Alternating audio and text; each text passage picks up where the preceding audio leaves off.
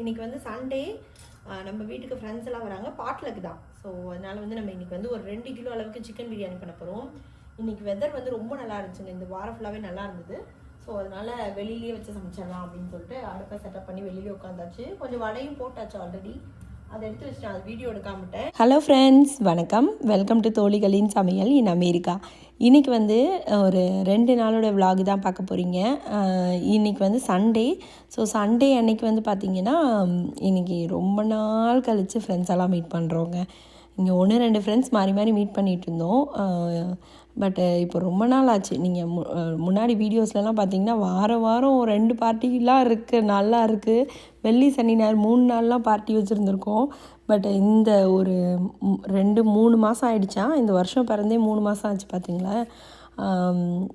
Actually December நம்ம Christmas party meet பண்ணோம். அதுக்கப்புறம் பெருசாக நம்மளால் பார்ட்டியே வைக்க முடியல. அதுக்கப்புறம் பொங்கலும் வந்து ஃப்ரெண்டு வீட்டில் வச்சுருந்தோம் நம்ம. ஸோ அதுக்கப்புறம் பெருசாக நம்ம பார்ட்டியே வைக்கலைங்க. அவ்வளோ எல்லாருக்குமே வந்து சிக்காக இருந்தாங்க, உடம்பு சரியில்லை. இந்த வின்டர் டைம் குழந்தைங்களுக்கு மாறி மாறி முடியாமல் எல்லாம் பிஸியாக இருந்தாங்க. நம்மளும் கேட்ரிங்கு, உடம்பு சரியில்லை, அது இதுன்னு சொல்லிட்டு இந்த 3 மாதம் இந்த வருஷம் பிறந்து எப்படி போச்சுன்னே தெரில, அந்த மாதிரி போயிடுச்சு. இன்றைக்கி லஞ்சுக்காக தான் வந்து நம்ம பிரியாணி பண்ணிகிட்ருக்கோம். என்னடா பண்ணுற?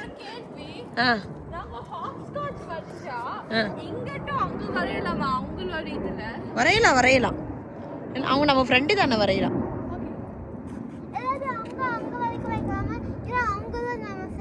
ரெண்டு பக்கம் ஃப்ரெண்டு தான், அதனால எங்க வேணா வரையலாம். ஏய் சூப்பரா வரைஞ்சிருக்கீங்க. ட்ரெஸ் இழுத்து விடு, tops. Okay, we'll do red first. No, I want to do that side. The moody.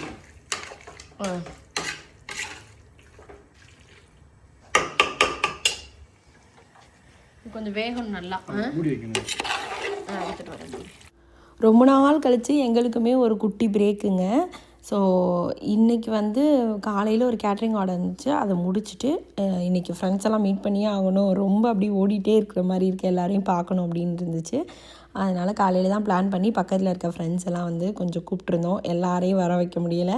So அதனால் ஒரு 4-5 ஃபேமிலி மீட் பண்ணலாம் அப்படின்னு சொல்லிட்டு, சரி நான் பிரியாணி பண்ணுறேன்னு சொன்னேன். மற்றவங்கலாம் ஒவ்வொன்று பண்ணிட்டு வரேன்னு சொன்னாங்க. ஹஸ்பண்ட் தான் இன்றைக்கி நான் பிரியாணி பண்ணுறேன் அப்படின்னாங்க. சரி ஓகே, வெளியில் இன்றைக்கி வெதர் நல்லாயிருக்கு. எனிவே ஸ்டவ்வெல்லாம் இங்கே தான் கராஜில் தான் வச்சுருக்கேன் நான். அந்த தோசை போடுற அந்த இதுவுமே பின்னாடி கிரிடலும் இருக்குது பார்த்தீங்களா, எல்லாத்தையும் கராஜுக்கு மூவ் பண்ணிட்டோம் நாங்கள். ஏன்னா வின்டர் டைமில் வெளியில் இங்கே கராஜில் உள்ளே வச்சு நம்ம போட்டுக்கலாம், சம்மரில் நம்ம பேக் யார்டுக்கு பின்னாடி டெக்கில் வச்சுக்கலாம்னு சொல்லிட்டு மூவ் பண்ணியிருந்தோம். அதனால் வந்து இங்கேயே வச்சு பிரியாணியை போட்டோம். குழந்தைங்க நல்லா ஜாலியாக வெளியில் விளாண்டுட்டு இருந்தாங்க. நாங்கள் 2 பேர் பேசிக்கிட்டு அப்படியே ஒரு பிரியாணி பண்ணோம்.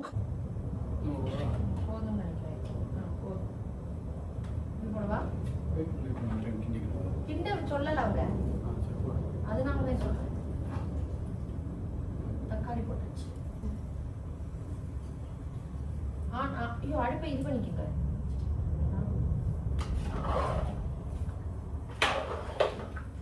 கொத்தமல்லி புதினா பிக்கவா? எல்லாம் அப்படியே போட்டு மொத்தமா.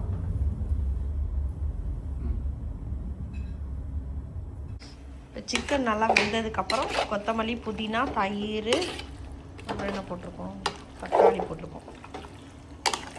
இன்றைக்கி வந்து ஆம்பூர் ஸ்டைல் சிக்கன் பிரியாணி பண்ணாங்க எங்கள் ஹஸ்பண்ட். ஒரு ரெசிபி பார்த்துட்டு அது மாதிரி பண்ணணுன்னு சொல்லி பண்ணாங்க. அவங்க ஏதாவது இந்த மாதிரி ட்ரை பண்ணுறாங்கன்னா அந்த ரெசிபியை என்னையும் ஒரு 10 தடவை பார்க்க வச்சுருவாங்கங்க. ஸோ பார்த்துட்டு 2 பேரும் சேர்ந்து தான் அதை பண்ணுவோம். இன்றைக்கி வந்து பார்த்திங்கன்னா தனியாக அந்த சீரக சம்பா ரைஸை வடித்து இதில் போட்டு தம் மாதிரி போட்டு அந்த மாதிரி தான் பிரியாணி அப்படின்னு சொல்லிட்டு. என்ன ஊற்றணும் அதில்? உப்பு கொஞ்சம் போடணும் இதில். நீ ஊதி சாப்பிட்டு பாரு. ஊதிக்க. போதுமா?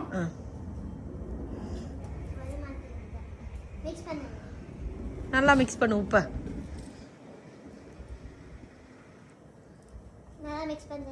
சூப்பராக மிக்ஸ் பண்ணுறியே. அடுத்து பிரியாணி மாஸ்டர் நீ தான். கீதுக்காக தான் பிரியாணி மாஸ்டர்.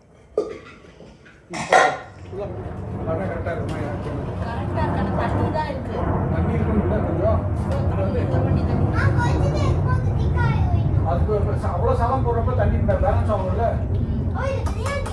சரி இது டேஸ்ட் பார்த்துக்கோ. இப்போ சிக்கன் குழம்பா தான் இருக்கும்.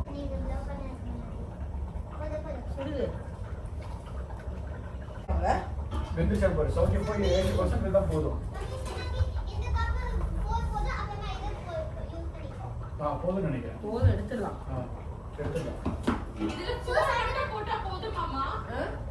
ஆறு போட்டவா இதுல வடிச்சு அப்போ சிம்மில் வைக்கணும் அதை. இல்லை அது கொஞ்சம் கிட்டி மட்டும் விடுப்பா. என் ஹஸ்பண்ட் வந்து ஒரு ரெசிபி பார்த்தாங்கன்னா அதை அப்படியே ஃபாலோ பண்ணணும்னு சொல்லுவாங்கங்க. சம்டைம்ஸ் நமக்கு தெரியும் இது வந்து நம்ம சமைச்சிட்டே இருக்கிறதுனால நமக்கு நிறையா கொஞ்சம் ஓரளவுக்கு தெரியும். ஸோ அதனால் நான் சொன்னேன், இதில் வந்து தண்ணி ஊற்ற வேண்டாம், அந்த கிரேவியில் நம்ம அந்த சிக்கனில் இருக்க வர தண்ணியவே வச்சு நம்ம இந்த ரைஸை மட்டும் போட்டு அப்படி தம் போட்டுடலாம் அப்படின்ட்டு. இல்லை அந்த ரெசிபியில் தண்ணி ஊற்ற சொன்னாங்கன்னு சொல்லிட்டு அந்த கிரேவி பண்ணோம் இல்லையா, அதுலேயும் தண்ணி ஊற்றிட்டோம். ஸோ ஊற்றி அது கொஞ்சம் குழம்பு மாதிரி ஆயிடுச்சா, திருப்பி இந்த ரைஸும் வேக வச்சு போட்டோன்னே ஒரு துளி கொஞ்சம் குழஞ்ச மாதிரி ஆயிடுச்சுங்க. நான் சொல்லிகிட்டே இருந்தேன். ஆனால் அவங்களுக்கு வந்து எப்போவுமே ரெசிபி பார்த்து பண்ணால் ரெசிபியை தான் ஃபாலோ பண்ணுவாங்க. ஸோ அதனால் இந்த மாதிரி சமைக்கும் போது நீ பெரிய செஃப்பா நான் பெரிய செஃப்பான்னு சொல்லி 2 பேரும் மாறி மாறி பேசிக்கிட்டு எனக்கு தெரிஞ்சது நான் சொல்லுவேன், அவங்க பார்த்தது அவங்களோட எக்ஸ்பீரியன்ஸ் அவங்க சொல்லுவாங்க. ஸோ அப்படி தான் 2 பேரும் இது பண்ணலாம் அது பண்ணலான்னு பேசிக்கிட்டே செஞ்சோம். ஊற்றுப்பா காலில் தெரிச்சுக்காதீங்க. wait.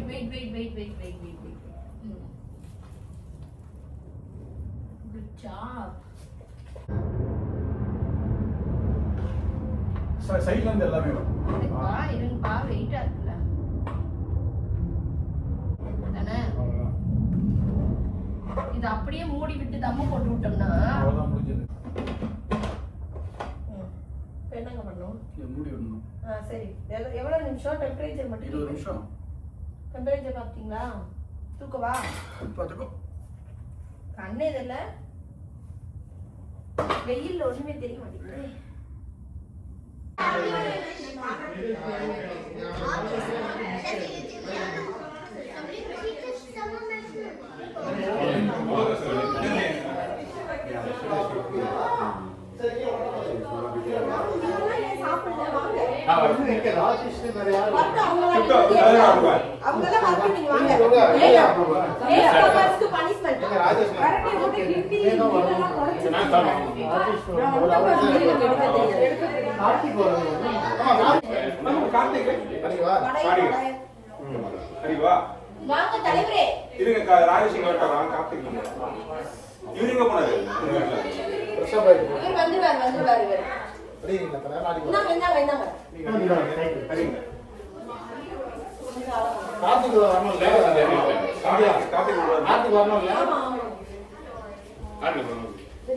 என்னம்மா பண்ணுது?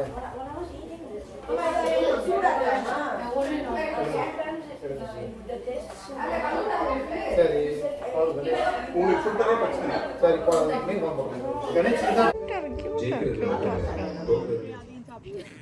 நம்மலாம் சாப்பிடுறோம்.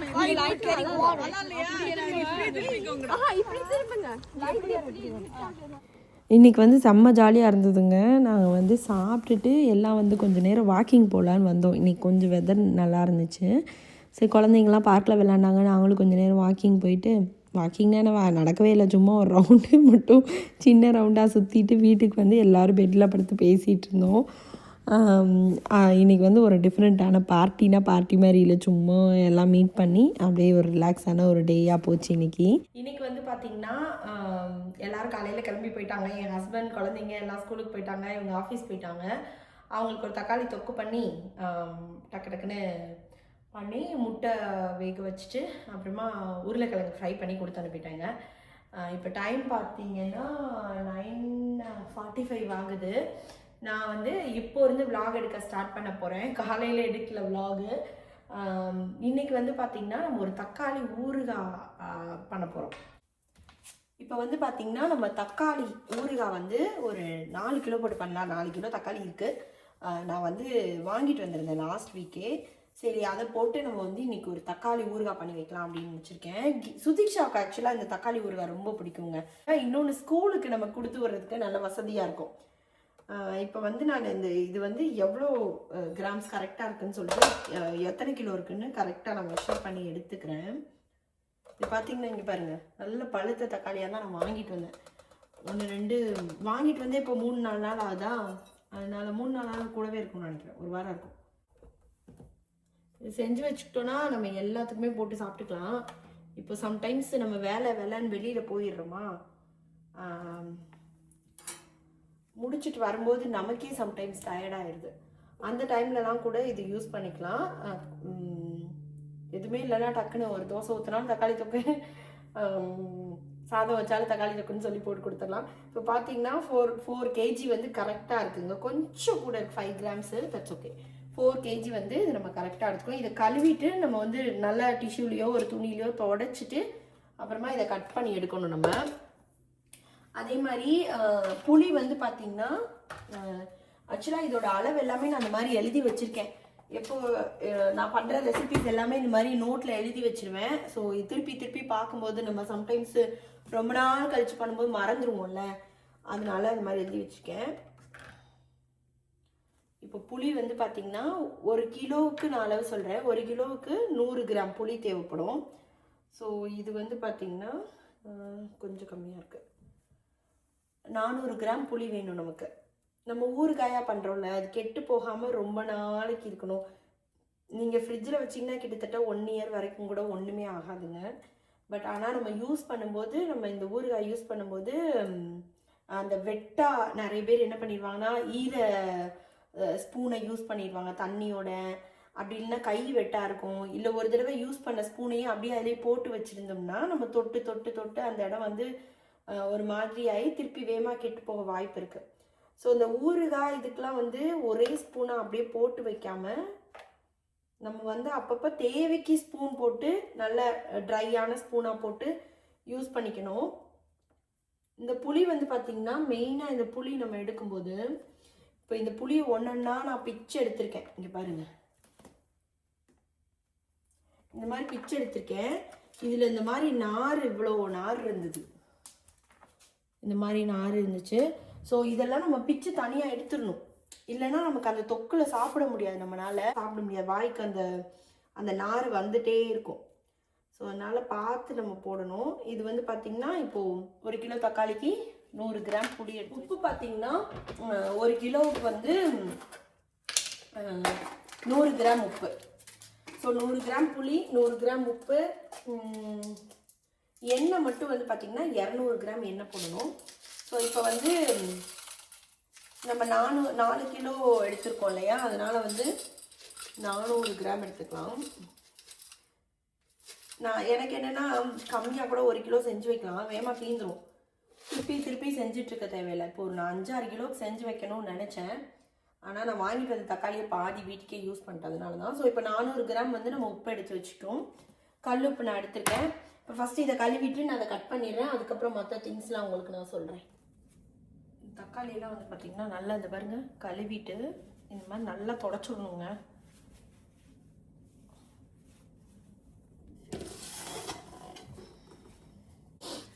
இன்னைக்கு வந்து நான் நிமிஷம் இந்த அருவாமனையை சாணம் வச்சுக்கலாம். அருவாமனையில் தாங்க கட் பண்ண போகிறேன். ஏன்னா நிறைய இருந்ததுன்னா சம்டைம்ஸ் உட்காந்து வேலை பார்க்கலான்னு தோணுது. ஊர்லலாம் வந்து கல்யாணத்துக்கு முன்னாடி சமைக்கும்போது, கல்யாணத்துக்கு அப்புறம் கூட சென்னையில் இருக்கும்போதெல்லாம் அருவாமனையில் தான் வெட்டிட்டு இருந்தேன். எனக்கு கத்திலேயே கட் பண்ண தெரியாது. அதுக்கப்புறம் தான் சென்னை வந்ததுக்கப்புறம் தான் கன்சீவ் ஆகும்போது அந்த டைம்லலாம் என் ஹஸ்பண்ட் கத்தியில் கட் பண்ணு சொல்லி இப்போ நல்லா கத்தியில் கட் பண்ணி பழகிட்டோம். ஆனால் அருவாமனை வாங்கிட்டு வந்து வச்சுருக்கேன் நான். எப்பயாவது வந்து நிறைய கட் பண்ணணும், நிறைய சமைக்கணும்னா உட்காந்துக்குவேன். உட்காந்து எல்லாத்தையும் கட் பண்ணி ரெடி பண்ணிவிட்டு அதுக்கப்புறம் எந்திரிச்சு டக்குன்னு தாளிச்சு விடுறதுக்கு நமக்கு நல்லாயிருக்கும்.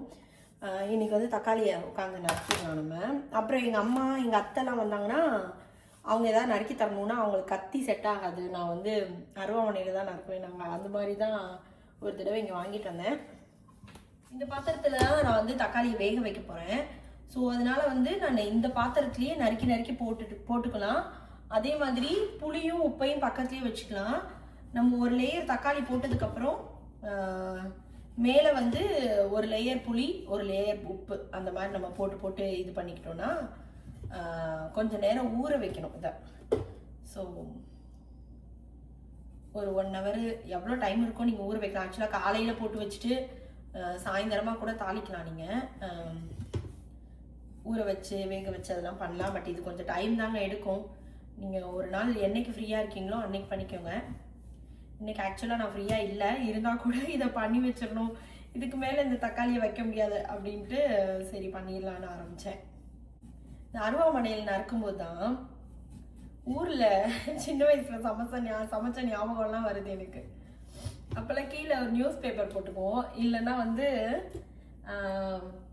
இந்த கோதுமை மாவு வாங்கினா அந்த பாக்கெட் இருக்கும் பார்த்தீங்களா, அந்த பாக்கெட்டோட கவரை வந்து கட் பண்ணி கழுவி எடுத்துட்டு அதுதான் அடியில் கீழே அழுக்காகாமல் இருக்கிறதுக்காக போட்டுக்கிட்டு நறுக்கும்ல, அந்த மாதிரி நான் வந்து கொஞ்சம் குட்டி வயசுலேயே சமைக்க பழகினேன்.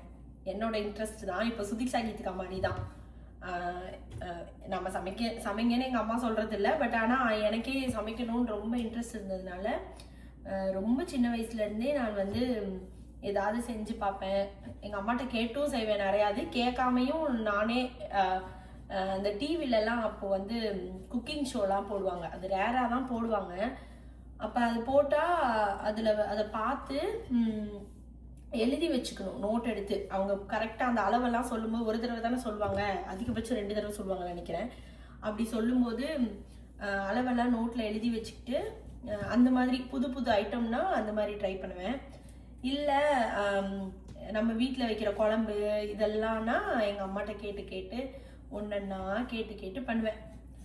அப்புறம் என் ஃப்ரெண்ட்ஸ் எல்லாம் பக்கத்தில் இருப்பாங்கள்ல, நாங்கள் ஒரு காம்பவுண்ட் வீட்டில் இருந்தோம். அங்கே வந்து நிறைய ஃப்ரெண்ட்ஸு எல்லா ஏஜ் குரூப்லேயும் இருப்பாங்க. ஸோ அந்த மாதிரி இருக்கும்போது எல்லாரும் விளாடுவோம். அப்புறம் இடையில நான் வந்து சமைக்கிறேன்னா அவங்களெல்லாம் கூட்டிகிட்டு வந்து டேஸ்ட் பண்ண சொல்வேன், எப்படி இருக்குது, குழம்பு மாதிரியே இருக்கா, ரசம் மாதிரியே இருக்கா, கேள்வியே இப்படி தான் கேட்பேன், குழம்பு மாதிரியே இருக்கா, ரசம் மாதிரியே இருக்கா அப்படின்லாம் கேட்டு அவங்களுக்கு டேஸ்ட்டுக்கே கொடுப்பேன். அதெல்லாம் ஞாபகம் வருது. அப்புறம் அந்த மாடியிலலாம் உட்காந்து கூட்டாஞ்சோறில் மாடியில் என்ன பண்ணுவோன்னா, அதுதான் ஒரு 8 வீடு இருக்க மாதிரி ஒரு காம்பவுண்ட் வீடு. ஸோ வீட்டுக்கு 2 குழந்தைங்க இருப்பாங்க, சில வீட்டில் 3-4 பிள்ளைங்களாம் இருந்தாங்க. அதனால் வந்து எப்பயாவது தான், இல்லை வாரத்தில் 1 நாள், மாதத்தில் 2 நாள், அந்த மாதிரி தான். எல்லாரும் நைட்டு அவங்கவுங்க சாப்பாடை தட்டில் போட்டுக்கிட்டு மேலே போயிடுவோம் மாடிக்கு போய் நிலாச்சோறு சாப்பிட போகிறோம் நாங்கள் அப்படின்னு சொல்லிட்டு மாடிக்கு போய் உட்காந்து எல்லாரும் ஒன்றா சாப்பிடுவோம்.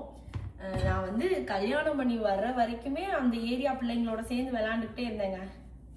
சொப்பு ஜாமா விளையாடுறது, ஏதாவது ஒரு விளையாட்டு அந்த ஏரியா இருக்க பிள்ளைங்களோட சேர்ந்து விளையாடுவேன்.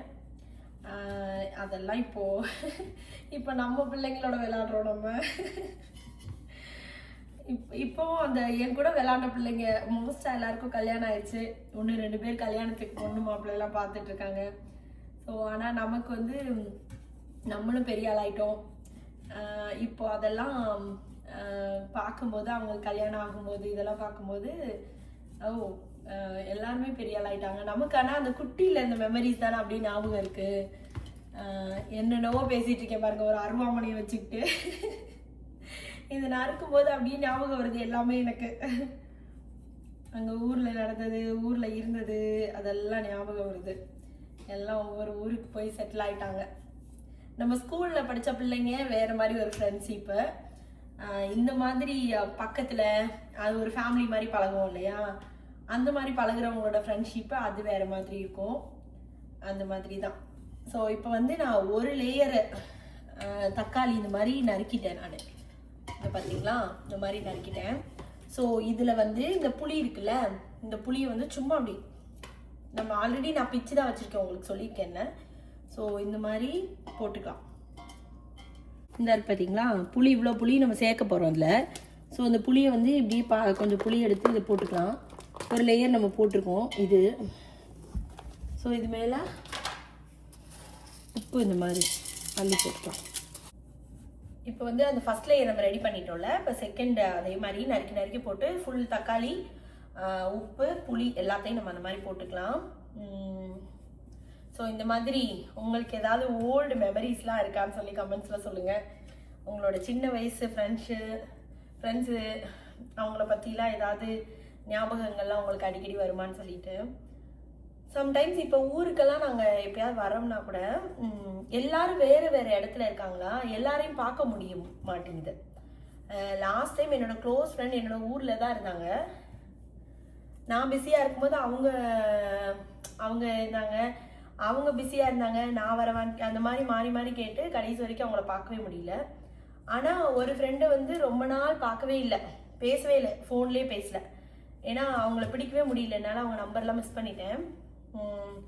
ஆனால் அவங்க வீட்டுக்கே வந்து நான் நேரடியாக போயிட்டேன், சரி இருக்காங்களா இல்லையா பார்க்கலான்னு சொல்லிட்டு. அந்த மாதிரி போய் அவங்கள யதார்த்தமாக மீட் பண்ணிட்டு வந்தேன். ஃபோனில் பேசிகிட்டே இருந்த ஃப்ரெண்டை பார்க்கவே இல்லை, நான் பேசாத ஃப்ரெண்டை போய் பார்த்துட்டு வந்துட்டேன். அவங்களும் ரொம்ப க்ளோஸ் ஃப்ரெண்டு தான், ஆனால் அந்த நம்பர்லாம் மிஸ் ஆனதுனால பேச முடியல. இப்போ வேற ஒரு டாபிக் பேசலாங்க. ஒரு சப்ஸ்கிரைபர் கேட்டிருந்தாங்க, நான் வந்து உங்களோட வயசு தான், நான் வந்து வேலைக்கெலாம் எதுவும் போகலை, படிச்சிருக்கேன், ஆனால் குழந்தைங்களை பார்த்துட்டு வீட்டில் தான் இருக்கேன், ஹவுஸ் ஒய்ஃபாக தாங்க இருக்கேன், பெருசாக என்னால் ஒன்றுமே பண்ணவே முடியல எனக்கு வந்து அப்படி அந்த மாதிரி ஒரு கமெண்ட்ஸ் கொடுத்துருந்தாங்க. அதை பார்க்கும்போது எனக்கு தோணுச்சு, ஏன்னா நம்ம ரீசெண்டாக நம்ம பிஸ்னஸ் ஸ்டார்ட் பண்ண வீடியோஸ்லாம் போட்டிருந்தோம்ல, அதை பார்த்துட்டு போட்டிருந்தாங்க. என்னையை பொறுத்தளவு என்னென்னா, வேலைக்கு போகிறோம், வேலைக்கு போகல, சம்பாதிக்கல, அதெல்லாம் அடுத்து. ஏன்னா நிறைய பேர் வந்து பெரிய பெரிய வேலைகளில் இருப்பாங்க, நிறைய சம்பாதிப்பாங்க, நிறைய பிஸ்னஸ் பண்ணுவாங்க. ஃபேமிலியில் வந்து அவங்களால அவங்க நினச்ச மாதிரி ஒரு இது பண்ண முடியாது. அதனால வந்து என்னையை பொறுத்தளவு ஃபேமிலி ரொம்ப முக்கியம். ஃபஸ்ட்டு ஃபேமிலி, அதுக்கப்புறம் தான் கெரியர் என்னையை பொறுத்தளவு. ஸோ உங்களுக்கு வந்து உங்களோட ப்ரெசன்ஸ் வந்து ஃபேமிலிக்கு ரொம்ப இம்பார்ட்டன்ஸாக இருக்குது. ஃபேமிலி பார்த்துக்கிறது தான் உங்களோட குழந்தைங்கள பார்த்துக்கிறதுக்கோ இதோ நீங்கள் பார்த்துக்கிட்டா அதுவே ஒரு பெரிய ரெஸ்பான்சிபிலிட்டி தான். நீங்கள் வந்து ஒர்க் பண்ணணும், அது மூலமாக சம்பாதிக்கணும் அப்படின்றதுலாம் கிடையாது. ஃபேமிலியை வந்து நல்லா ரன் பண்ணி ஒரு நல்ல குடும்ப தலைவியாக இருக்கிறதே வந்து ஒரு பெரிய விஷயங்க. எவ்வளவோ பேரை பார்க்குறோம், அவங்க ஃபேமிலியை கோட்டை விட்டுருவாங்க. மற்ற இதில் வின் பண்ணி என்ன பண்ண போகிறோம்? நம்ம குழந்தைங்கள சரியாக வளர்க்காம, அவங்களுக்கு பிடிச்சதை பண்ணிக்க முடியாமல், ஹஸ்பண்ட்க்கு பிடிச்ச மாதிரி ஹஸ்பண்டோ இவங்களோ சந்தோஷமாக இருக்காமல், ஸோ அந்த மாதிரி நிறைய விஷயங்களில் கோட்டை விட்டுருவாங்க. அதுக்கு ரெண்டு பேருமே காரணமாக இருக்கலாம். பட் நம்ம சைடுமே வந்து நமக்கு என்ன தேவை, எது நமக்கு இம்பார்ட்டன்ஸ் அப்படின்றத பார்க்கணும். நீங்கள் உங்கள் குழந்தைங்கள பார்த்துக்கிட்டு வீட்டில் ஒரு நல்ல ஹவுஸ் ஒய்ஃபாக இருக்கீங்க, உங்களுக்கு பிடிச்ச மாதிரி அந்த லைஃபே இருக்குன்னா அதில் ஹாப்பியாக இருங்க. அதை விட்டுட்டு ஹவுஸ் ஒய்ஃபாக இருக்கும்போது வேலைக்கு போகணும்னு நினச்சிட்டு அந்த லைஃப்லேயும் ஹாப்பியாக இருக்க மாட்டாங்க நிறைய பேர். வேலைக்கு போகும்போது ஐயோ குழந்தைங்கள பார்த்துக்க முடியலையே, ஹஸ்பண்ட்க்கு சமைச்சு போட முடியலையே, குழந்தைங்களுக்கு சாப்பாடு கொடுக்கலையே, நம்ம நல்ல சாப்பாடு சமைச்சு சாப்பிடலையே, நமக்கு ரெஸ்ட் எடுக்க முடியலையேன்னு சொல்லிட்டு இந்த மாதிரியும் புலம்பிகிட்டு இருப்பாங்க. ஸோ ஒன்று இந்த எட்ஜில் இருந்து இப்படி புலம்புறது, குழந்தைங்கள பார்த்துக்க முடியல இந்த மாதிரி புலம்புறது. அப்படி இல்லை வந்து கெரியரில் ஒரு பெரிய அச்சீவ்மெண்ட் பண்ணுறோம், இல்லை வேலைக்கு போகிறோம், ஏதோ ஒன்று பண்ணுறோன்னா பிள்ளைங்களை பார்த்துக்கோம்ல இந்த மாதிரி புலம்புறது. ஸோ இந்த மாதிரி புலம்பிக்கிட்டே லைஃப்பை கொண்டு போகாமல் நீங்கள் உங்களுக்கு என்ன லெவலில் நீங்கள் என்ன இருக்கீங்க, உங்ககிட்ட என்ன இருக்குது, அதில் என்ன சந்தோஷம் இப்போதைக்கு நமக்கு இருக்குது, அதை பார்த்து சந்தோஷமாக இருக்கணுங்க. நான் வந்து ஹவுஸ் ஒய்ஃபாக இருக்கும்போது ஹாப்பியாக தான் இருந்தேன். எனக்கு பிடிச்ச சின்ன சின்ன விஷயங்கள்லாம் பண்ணேன். கிராஃப்ட் ஒர்க்கு, லொட்டு லொஸ்க்கு, அது இது என்னென்ன பிடிக்கும் எல்லாமே பண்ணேங்க, கணக்கே கிடையாது. அதே மாதிரி அப்போ வந்து அந்த குழந்தைங்களை வளர்க்குறது, அவங்க கூட விளையாடுறது, நிறைய விதமாக என் ஹஸ்பண்ட்க்கு சமைச்சு கொடுப்பேன். அந்த மாதிரி ஃப்ரெண்ட்ஸ் கூட டைம் ஸ்பெண்ட் பண்ணுறது, நமக்கு பிடிச்ச மாதிரி ட்ரெஸ் பண்ணிக்கிறது, மேக்கப் பண்ணிக்கிறது, அந்த மாதிரி ஹவுஸ் ஒய்ஃபாக இருக்கும்போது அதுவுமே நான் ரொம்ப என்ஜாய் பண்ணேன். சரிங்களா? ஆனால் கண்டிப்பாக தோணும் நமக்கு, ஐயோ நம்ம ஏதாவது சம்பாரிச்சிருக்கலாமோ, அதெல்லாம் தோணும். பட் ஆனால் அதையும் நினச்சிட்டு நம்ம அந்த டைம் இருக்க சந்தோஷத்தை விட்டுறக்கூடாது. அந்த லைஃப்பை என்ஜாய் பண்ணணும். நம்ம ஹவுஸ் ஒய்ஃபாக இருக்கும்போது எவ்வளோ ஹாப்பியாக இருக்குது அப்படின்றத நம்ம என்ஜாய் பண்ணி பழகிட்டோன்னா, ஆனால் போங்கடா இதுவே நான் ஜாலியாக இருக்கேன், எதுக்குடா தேவையில்லாமல் இல்லாத விஷயத்தை யோசிச்சுட்டு இருக்கணும் அப்படின்ற மாதிரி இருக்கும். ஃபஸ்ட்டு 10 இயர்ஸ் குழந்தைங்களாம் வளர்ந்து ஒரு 7 இயர்ஸ் 10 இயர்ஸ் ஆகிற வரைக்குமே அம்மாவோட இது வந்து ரொம்ப வீட்டுக்கு தேவைப்படுற மாதிரி தான் இருக்கும். அதனால வந்து அந்த லைஃப்பை அது கூட சேர்ந்து அந்த குழந்தைங்களோட அந்த மழலை எல்லாத்தையும் ரசிச்சுக்கிட்டு அப்படியே அந்த லைஃப்பை நம்ம என்ஜாய் பண்ண அந்த ஒரு 10 இயர்ஸை கடந்துட்டோம்னு வச்சுக்கோங்களேன். அதுக்கப்புறம் அவங்களாம் இண்டிபெண்ட் ஆயிடுவாங்க. அவங்களே கொஞ்சம் அவங்க வேலைங்கள்லாம் செய்வாங்க. அதுக்கு நீங்கள் ப்ராக்டிஸ் பண்ணியிருக்கணும் எல்லாத்துக்கும். ஸோ அந்த மாதிரி அவங்கள பழக்கப்படுத்திருந்தீங்கன்னா அவங்களே அவங்கள பார்த்துக்குவாங்க. அந்த டைமில் உங்களுக்கு பிடிச்சதெல்லாம் பண்ணலாம். அவங்களுக்கு தேவைப்பட்டால் பண்ணலாம், இல்லை ஹவுஸ் ஒய்ஃபாக இருந்தால் ஜாலியாக இருக்குன்னா அப்படியே இருந்துக்கலாம். இதெல்லாம் நானே எக்ஸ்ட்ரா தேவையில்லாமல் பண்ணுறது தான். எனக்கு பிடிச்சிருக்குன்னு நான் பண்ணுறேன். இந்த கேட்ரிங் பண்ணுறது இதெல்லாம் வந்து நானே பண்ணுறது தாங்க. எனக்கு டைம் இருக்குது, குழந்தைங்களோடையும் டைம் நாங்கள் ஸ்பெண்ட் பண்ணுவோம், அவங்களோடய விளாண்டுட்டு தான் இருக்கோம். நைட்டு வந்து பாட்டு பாடி தான் தூங்க வைக்கிறோம் இன்னமும். ஸோ நான் இல்லைன்னா அவங்களே, நான் வேலையில் இருக்கேன்னா அவங்களே தூங்கிக்குவாங்க, இல்லை நான் இருக்கேன்னா பாட்டு பாட சொல்லுவாங்க, பாட்டு பாடி தூங்க வைப்பேன். அந்த மாதிரி எவ்வளோ நம்ம இருக்கிற டைமு எவ்வளோ டைம் இருக்குன்றது முக்கியம் கிடையாது. அந்த டைமில் வந்து அவங்க கூட எவ்வளோ குவாலிட்டி டைமு ஸ்பெண்ட் பண்ணுறோம், என்னென்ன அவங்களுக்கு பிடிச்ச மாதிரி பேசி விளையாண்டு கிண்டல் பண்ணி எல்லாமே பண்ணுவோம். ஸோ அந்த மாதிரி நம்ம என்ன பண்ணாலும் என்ஜாய் பண்ணி பண்ணுங்க. அதான் நான் சொல்லணும்னு நினச்சேன். ஸோ வீட்டில் தானே இருக்கோம், என்ன நமக்கு நம்மளால யூஸு அப்படிலாம் நினைக்காதீங்க. வீட்டில் இருந்து குழந்தைங்கள ஃபேமிலியை ஒரு இதில் வச்சிருக்கிறது வந்து ரொம்ப பெரிய அச்சீவ்மெண்ட் என்னை பொறுத்தளவு. அதை நீங்கள் குட்டாக பண்ணுறீங்கன்னா ரொம்ப பெரிய விஷயங்க. அதனால் ஒர்க் பண்ணுறவங்க தான் பெருசு, ஹவுஸ் ஒய்ஃப்லாம் வந்து ரொம்ப கம்மி அப்படின்லாம் நம்ம நினைக்க வேணாம். ஹவுஸ் ஒய்ஃபாக இருந்து ஃபேமிலியை பார்த்துக்கிறது தான் ரொம்பவே பெரிய ரெஸ்பான்சிபிலிட்டி, ரொம்ப பெரிய விஷயம். வெளியில் போய் யாருக்கிட்டையாவது வேலை பார்க்குறது ரொம்ப ஈஸி. அதனால் அப்படி யோசிக்காதீங்க, ஹாப்பியாக இருங்க. உங்களுக்கு எப்போ வேலைக்கு போகணுன்னு தோணுதோ போங்க, அந்த சுச்சுவேஷன் வரட்டும். அதுக்காக வீட்டெல்லாம் விட்டு குழந்தைங்களை கொண்டு போய் எங்கேயாவது தள்ளிட்டு அப்படிலாம் பண்ணணும்னு அவசியம் இல்லை என்னையை பொறுத்தளவு. இல்லை ஃபினான்ஷியலி உங்களுக்கு கண்டிப்பாக தேவைப்படுதுன்னா அதுக்கு தகுந்த மாதிரி பேலன்ஸ் பண்ணி தான் நம்ம கொண்டு போகணும். இதையும் சொல்லுவீங்க நிறைய பேர், உங்ககிட்ட நிறைய பணம் இருக்குது அதனால வந்து நீங்கள் என்ன வேணால் பண்ணுவீங்க, போகிறதுனா போகலாம், போகலைன்னா இது ஒரு ஆப்ஷன் மாதிரி நீங்கள் வச்சுக்குவீங்க அப்படின்லாம் சொல்லுவீங்க. அப்படியும் கூட நீங்கள் எடுத்துக்கலாம். ஆனால் வந்து ஃபினான்ஷியல் நீட் எல்லாருக்குமே இருக்குங்க. எந்த லெவலில் இருந்தாலுமே எல்லாருக்குமே ஃபினான்ஷியல் நீட் இருக்கும். அந்தந்த லெவலுக்கு தகுந்த மாதிரி ஃபினான்ஷியல் நீட் இருக்கும். ஸோ அதுக்காக நம்ம ஓடிட்டே இருக்கிற மாதிரி தான் இருக்கும். எல்லாமே இருக்குன்றதுக்காக அப்படியே உட்காந்துக்கிட்டே இருக்கிற அளவுக்கு கடவுள் யாருக்குமே ஃபுல்லாக கொடுத்துட மாட்டார். அப்படின்னா அப்போ யாருமே வேலைக்கு போக தேவையில்லை, எல்லாம் சேர்த்து வச்சுருந்தோன்னா எல்லாரும் வீட்டில் இருந்துட்டு சாப்பிட்டுட்டு இருந்துருக்கலாம்ல. ஏதோ ஒரு தேவை இருக்கிறதுனால தான் எல்லோரும் ஓடிட்டுருக்கோம். ஸோ அந்த மாதிரி உங்களுக்கு ஃபினான்ஷியல் நீடு கண்டிப்பாக இருக்குது, நீங்கள் வேலைக்கு போய் ஆகணும் அப்படின்ற சிச்சுவேஷன் இருந்தாலும் அதை பேலன்ஸ் பண்ணி ஹாப்பியாக அதை எப்படி கொண்டு போகணும்னு சொல்லி பிளான் பண்ணி கொண்டு போங்க. எல்லாமே நல்லபடியாக இருக்கும். என்ஜாய் பண்ணுங்கள் லைஃப்பை. நாங்கள் சின்ன வயசாக இருக்கும் போதெல்லாம் ரொம்ப கஷ்டம்தான். அந்த கஷ்டம் கூட எனக்கு ஒரு ஹாப்பியாக தான் இருக்குது இப்போ யோசிச்சு பார்க்கும்போது. எனக்கு அவ்வளோ கஷ்டம் எங்கள் அம்மா அப்பா காமிச்சது கிடையாது. ஆனால் அவங்க கஷ்டப்பட்டதை பார்த்து நான் வருத்தப்பட்டிருக்கேன் நிறையா. அந்த கஷ்டத்தில் கூட ஃபேமிலி அவ்வளோ சந்தோஷமாக இருந்துச்சு. எப்போவுமே நாங்கள் வந்து ரொம்ப ஜாலியாக நல்லா சமைச்சு சாப்பிட்டு நல்லா ட்ரெஸ் பண்ணி எவ்வளோ கஷ்டமாக இருந்தாலுமே அந்த டைமில் கூட நாங்கள் சந்தோஷமாக தான் இருந்திருக்கோம். ஸோ இப்போ நினைக்கும் போது அந்த கஷ்டங்கள் எதுவுமே ஞாபகம் வரல.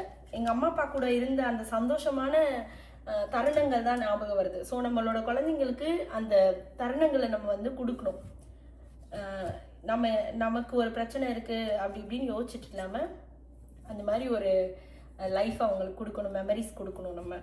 சாரி நிறைய பேசிட்டேன், ஒருத்தவங்க கேட்டிருந்ததுனால அப்படியே பேச ஆரம்பித்தேன். ரொம்ப நாளாக சொல்லணும்னு நினச்சிட்டு இருந்தேன்னா சரி அவங்க இப்படி கேட்கவும் எனக்கும் ஒரு மாதிரி இருந்தது, அவங்களுக்கு சொல்லணும் அப்படின்னு சொல்லிட்டு.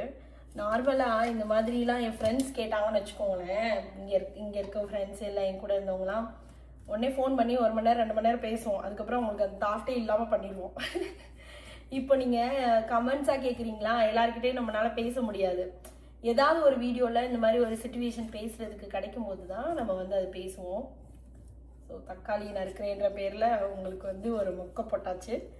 யாருக்காவது போர் அடிச்சிருந்தா இந்நேரம் ஸ்கிப் பண்ணியிருப்பீங்க, பண்ணலைனாலும் ஸ்கிப் பண்ணிக்கோங்க. இனிமேலும் வந்து தக்காளி தொக்கு மட்டும்தான் வரப்போகுது. இதுக்கப்புறம் ரொம்ப பேச மாட்டேன் நான் இந்த வீடியோவில். ஓகே, இப்போ பார்த்தீங்கன்னா ஒரு மணி நேரத்துக்கு மேலேயே ஊறிடுச்சுங்க. நான் மற்ற வேலையெல்லாம் முடிச்சுட்டு வந்தேன்.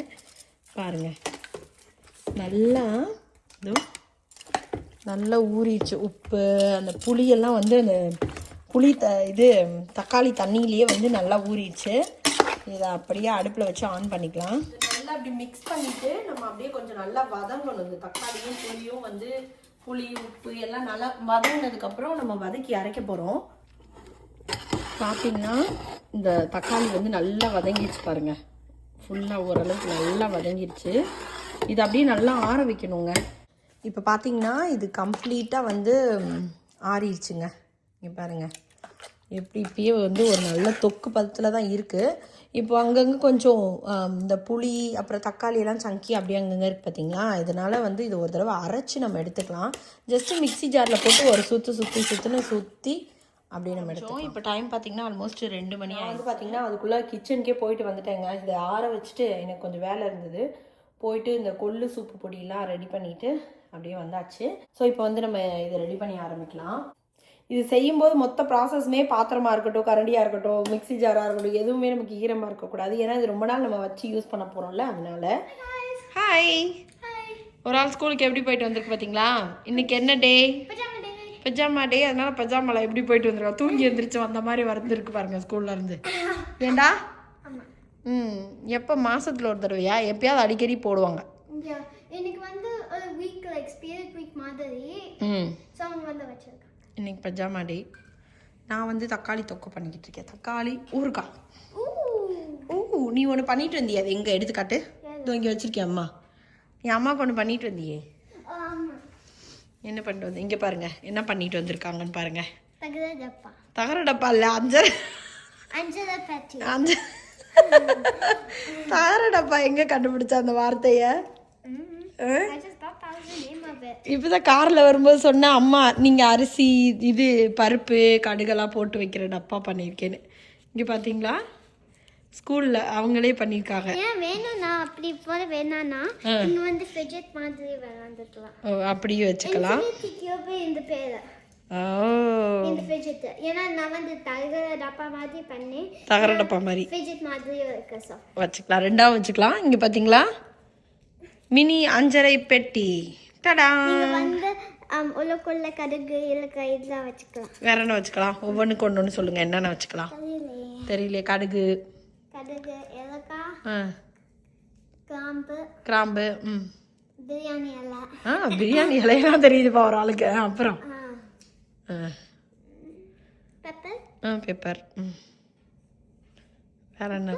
உப்பு வேற. அப்புறம் முடிஞ்சிச்சா? பார்க்க போகிறது பாடுறா ஒரு ஆள். பார்க்க போகுதுடா ஒரு ஆள் அஞ்சரை பெட்டியா.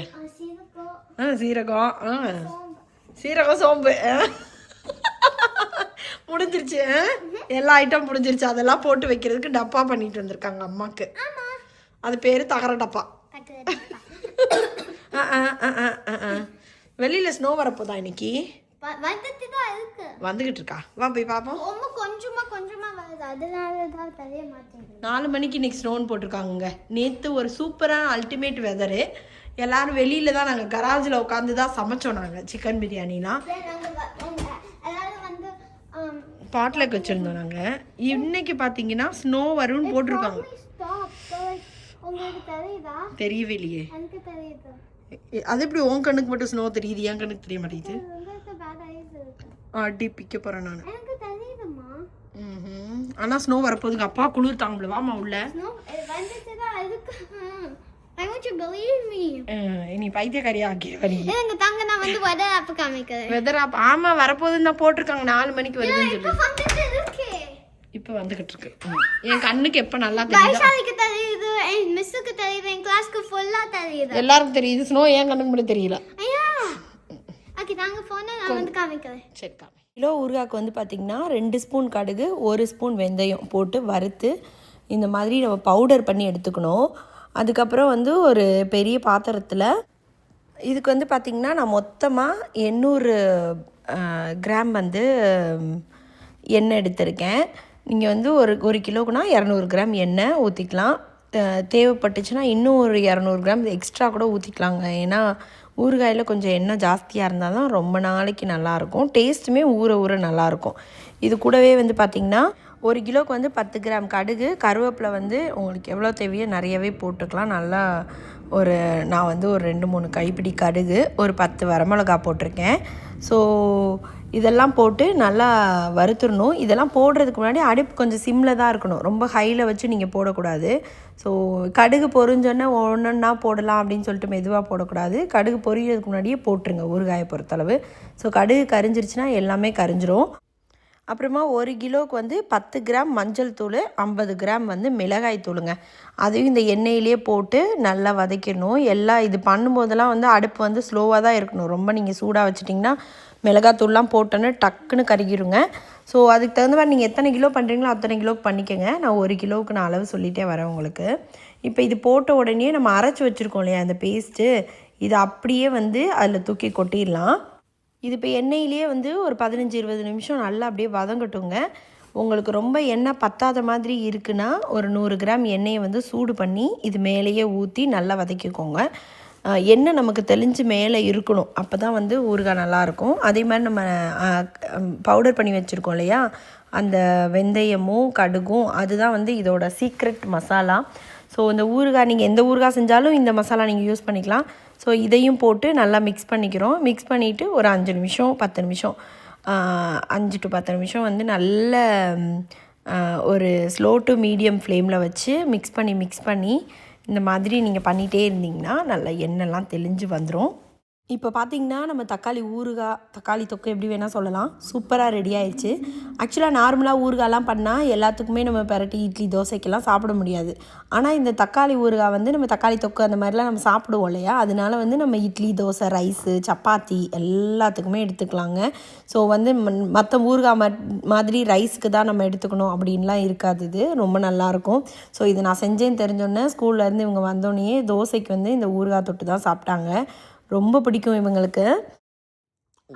கீதிகா ரொம்ப குட்டியாக இருக்கும்போது ஒரு பிக்சர் உங்களுக்கு நாங்கள் காட்ட போகிறோம். வெரி குட்டி. So small right? எவ்வளோ? ஓ ஆமாம், நீங்கள் பார்க்கவே முடியாது. பார்க்கலாமா, காட்டலாமா? டன்டடாய், இங்கே பாருங்க. இதில் எங்கே கீதிகா இருக்குது? நீங்கள் எது நான் நினைப்பீங்க, ஏன்னா அது சுதீக்ஷா. ஆமாம், அது சுதீக்ஷா. கீதிகா வந்து அம்மாவோட டம்மிக்குள்ளே இருக்குது. பாருங்க, நான் கன்சீவாக இருக்கும்போது எங்கள் அம்மா அப்பா ஊர்லேருந்து வந்தப்போ குட்டியாக ஒரு சாப்பாடெலாம் செஞ்சு போட்டு பேபி ஷவர் மாதிரி பண்ணாங்க. அப்போ எடுத்த பிக்சர் இப்போ வந்து இதில் கண்டுபிடிச்சி எடுத்துருக்காங்க லேப்டாப்பில். இது வந்து நாங்கள் அப்போ குடியிருந்த அப்பார்ட்மெண்ட்டுங்க. இதுக்கு முன்னாடி ஒரு தடவை கீதிகா வயிற்றில் இருக்கும்போது 7 மந்த்தில் எங்கள் அத்தை மாமா வந்திருந்தாங்க. அந்த டைமில் என் ஹஸ்பண்ட் நான் எல்லோரும் சேர்ந்து ஒரு பேபி ஷவர் பண்ணிட்டோம். அதுக்கப்புறம் இது 9th மந்த்தில் எடுத்தது. கீதிகா அப்படி தம்பிக்குள்ளே இருக்கு பாருங்க. இப்போ கீதிகா ஸ்கூலுக்கு வேற கிளம்பணும் நாங்கள். ஆமாம். எங்க கீதிகா இன்னைக்கு என்ன நடக்குது உங்கள் ஸ்கூலில்? கான்சர்ட். என்ன கான்சர்ட்டு? Recorder concert. அதுக்காக கிளம்பணுங்க. சுதீக்ஷா வந்து டயர்டாகி தூங்கிட்டு இருக்குங்க சோஃபாவில் படுத்து.